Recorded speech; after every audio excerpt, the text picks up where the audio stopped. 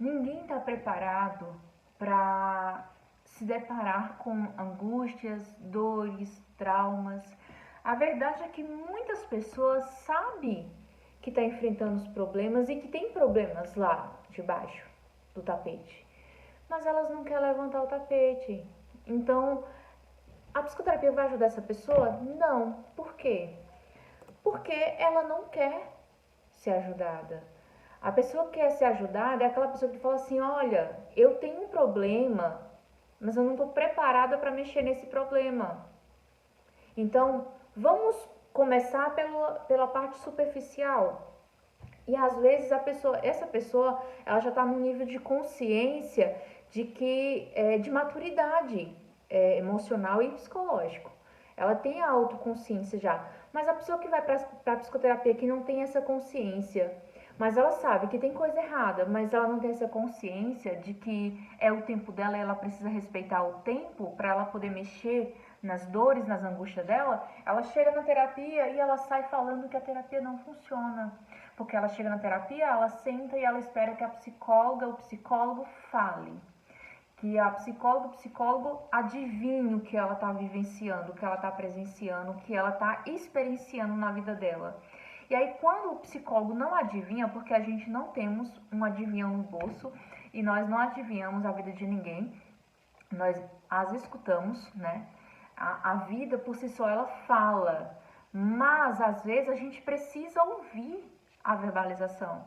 Uma pessoa que ela chega no consultório, por exemplo, ou ela chega aqui para mim e eu ligo, faço a ligação, a chamada de vídeo e aí a pessoa atende e aí ela tá dá pra ver que ela tá cabisbaixa, dá pra ver que vamos lá, sei lá, uma suposição, tá? Nunca aconteceu, mas um exemplo, a pessoa ela tá de pijama no meio da tarde, ela tá com o cabelo bagunçado, no pijama, vamos supor que tenha manchas de comida, alguma coisa do tipo, a unha por fazer, ou grande, né, demais, ou ruída demais, o cabelo despenteado, se for uma mulher, ela pode estar sem maquiagem, sem nenhum batom, sem nenhum brinco, sem nenhuma roupa aparentemente arrumada para a ocasião. Como eu disse, né, pode estar de pijama, homem também do mesmo jeito. Como se trata de um encontro home office, muitas pessoas se sentem à vontade demais com a psicóloga e é que bom, né? E elas até vêm para esse encontro de pijama e tá tudo bem. A questão é se junta o pijama com o desleixo que ela deixou passar despercebidamente dessa roupa, por exemplo, manchada de comida, e aí aparentemente ela se expressa de uma forma que ela demonstra que está cabisbaixa, que está relaxada com ela mesma no sentido de não estou me importando com meus cuidados pessoais, minha higiene pessoal. Então, querendo ou não, a gente deduz, só que a gente não vai levar essa suposição, porque a gente usa o que a gente aprendemos na faculdade de EPOCHE. A gente coloca os nossos juízes de valores, a gente coloca nosso olhar, nosso ponto de vista no sentido de julgamento, de críticas, de juízo moral, de tantas outras coisas. O que a gente acha é do pressuposto. O que a gente acha? A gente não acha nada. A gente acredita que aquela pessoa pode ter acontecido, ela ter acabado a refeição, ela não percebeu que tinha sujado a roupa. Mas isso, para a gente saber desse detalhe, a gente pergunta. A gente tem uma forma de perguntar. E aí, por exemplo, o cabelo dela tá bagunçado, ela tá aparentemente acabou de levantar. Tá, mas qual era o contexto? A gente procura saber qual era o contexto, porque ninguém, se for no presencial, ninguém vai num consultório dessa forma. Mas no home office existem muitos obstáculos, como esse, por exemplo, que se você não souber lidar, se você não perguntar, você não vai conseguir entender qual é o contexto da vida do teu paciente, do teu cliente. Então a gente precisa perguntar, a gente precisa saber o que está acontecendo. Então, por exemplo, você estava dormindo, estava deitada, descansando? Não, eu estava trabalhando. Vamos dizer que ela trabalha também em home office. E ela tava trabalhando, certo, tudo bem. E aí ela vem com um discurso de que tá desmotivada no trabalho, que tá se sentindo cansada, que tá triste. E ela tenta produzir conteúdo, ela tenta trabalhar, ela tenta fazer as reuniões, mas ela não consegue cumprir com o combinado, porque ela sempre desmarca de última hora, porque ela não está disposta para fazer as reuniões, dentre tantos outros motivos, um exemplo, né? E aí, se você não pergunta qual é o contexto da vida daquela teu cliente, daquele teu paciente, o que está acontecendo para que ela esteja se comportando como ela está se comportando em um encontro de psicoterapia, por mais que ela se sinta à vontade com você, não é comum que ela chegue e se apresente dessa forma para você. Então você precisa entender o que está acontecendo. E se isso é uma frequência, por exemplo, se faz encontros com ela 2 vezes na semana, uma vez por semana, e ela sempre aparece mais ou menos nesse mesmo estado, você precisa entender o dia que ela está enfrentando. Que dia é esse? É final de semana? É meio de semana? Qual é o horário? É muito cedo de manhã, pela manhã? É de noite? Entende? Que tudo é um contexto que você precisa ir juntando. Então, existem muitas dificuldades e obstáculos no home office, mas não quer dizer que possa ser enfrentado. Então, quando uma pessoa chega pra gente, ela sabe que tem um problema, ela sabe que precisa resolver aquele problema, mas ela não está pronta para falar. Mas aí eu já vi todo esse cenário, eu vi o contexto da vida dela, eu sei o que ela está enfrentando, a dificuldade em relação ao trabalho dela, como é que eu posso ajudá-la?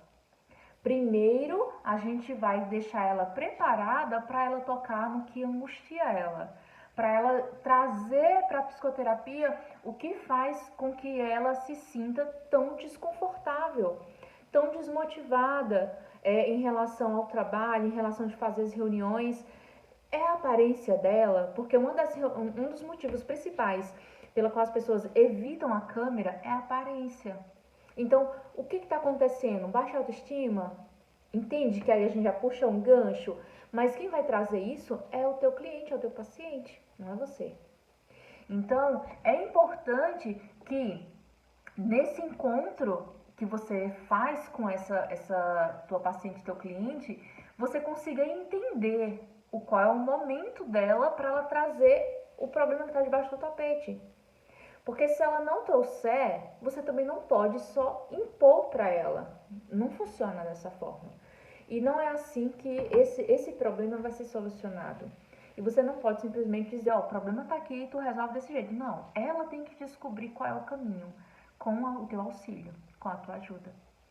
Então, é importante que você perceba o quanto que isso é importante para o teu cliente, o teu paciente, a forma como você olha para ela, não só com um rótulo. Esse paciente, esse cliente chega para você com um diagnóstico de depressão. E aí, logo de cara, você com esse diagnóstico, você já justifica o porquê que ela está vestida e se comportando como está. Errado, tá?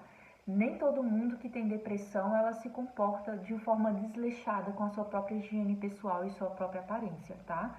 E algumas vezes as pessoas não têm diagnóstico de depressão ou similaridades com esse transtorno, mas se apresentam das mesmas características.